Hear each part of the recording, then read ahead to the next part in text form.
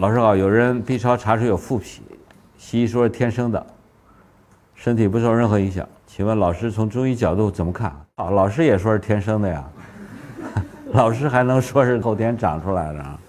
这个腹癖，还有人有4个肾，这都是天生的。